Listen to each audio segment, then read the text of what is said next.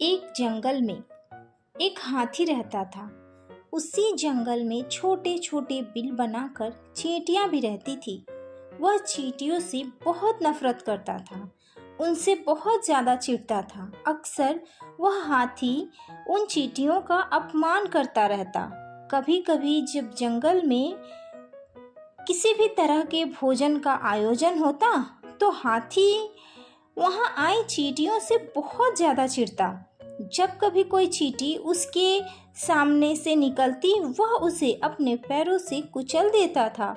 हाथी अक्सर कहता, अरे इन चींटियों की बातों में कहाँ पड़ते हो, इन्हें ना अकल होती है और ना ही बल।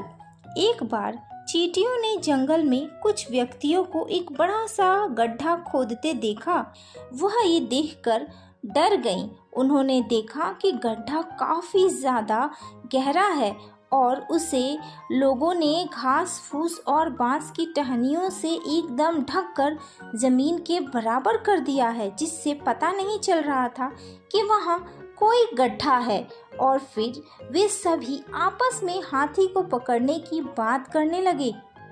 तभी यह सुनकर एक चींटी दूसरी चींटी से बोली, अब हाथी को कितनी निर्दयता के साथ पकड़कर ले जाएंगे ये लोग। दूसरी बोली, नहीं नहीं, हमें कुछ सोचना चाहिए और सोचने समझने का आखिर यही तो मौका है। तीसरी बोली, हाँ, हम अपनी अकल से यदि हाथी को बचा सके तो ये तो बहुत ही अच्छा होगा। हाथी एक छायादार पेड़ के नीचे सो रहा था। चींटियां उसके बदन पर चुपचाप जाकर बैठ गई। कुछ देर बाद हाथी की नींद खुल गई। उसे जोर की भूख लगी। वह मीठे गन्ने के खेत की ओर जाने लगा। उसी रास्ते पर इन व्यक्तियों ने एक बड़ा सा गड्ढा खोद कर रखा था।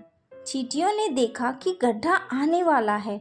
उन्होंने हाथी के शरीर पर इधर उधर काटना शुरू किया। हाथी कभी पैर पटकता तो कभी सूंड उठाकर चिल्लाता, चिंघाड़ता।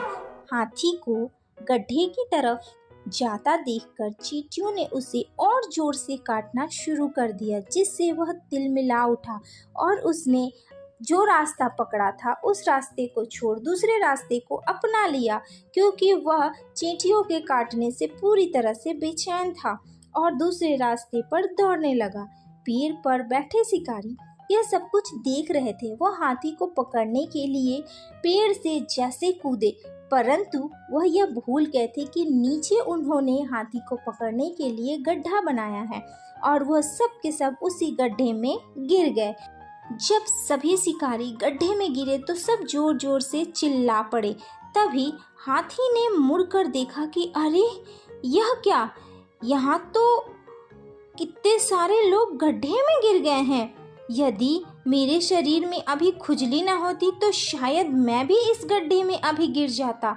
यह सुनकर सभी चींटियां एक साथ बोल पड़ी, हाँ, खुजलाहट हमने ही की थी हाथी जी, हमारे कहने पर। आप न माने, लेकिन हमारी वजह से ही आज आप इस गड्ढे में गिरने से बचे हैं। और ये जितने भी लोग दिख रहे हैं ये सब शिकारी हैं जो आपको पकड़ने के लिए यहाँ पर आए थे।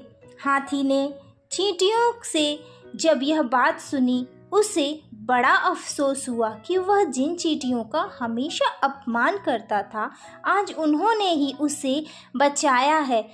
हाथी को खुद पर बहुत ज़्यादा बुरा लगा और उसने चींटियों से माफ़ी मांगी और कहा, मुझे क्षमा कर दो नन्ही चींटियों, मैं मूर्ख था और न जाने तुम्हें क्या क्या कहता रहता था।